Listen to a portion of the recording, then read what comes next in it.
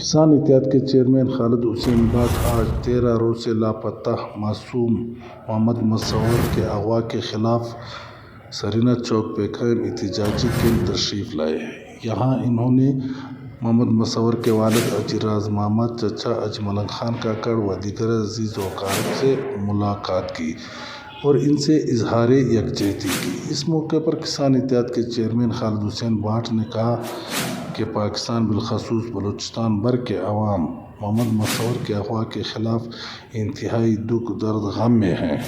انہوں نے کہا کہ کسان اتحاد محمد مصور کے والد حاجی راز محمد، چچا حاجی ملنگ خان کاکڑ و دیگر عزیز و اقارب کے ساتھ اس دکھ درد کی گھڑی میں برابر کے شریک ہے اور ہر ممکن تعاون کی یقین دہانی کراتے ہیں۔ انہوں نے کہا کہ بلوچستان بھر کے لوگ، چاہے خواتین ہو، بچے ہو، بوڑھے ہو، سب یہی دعا کریں کہ محمد مصور صحیح سلامت بازیاب ہو۔ اس موقع پر محمد مصور کے والد حاجی راز محمد، چچا حاجی ملنگ خان کاکڑ و دیگر نے خالد حسین بٹ کا شکریہ ادا کیا۔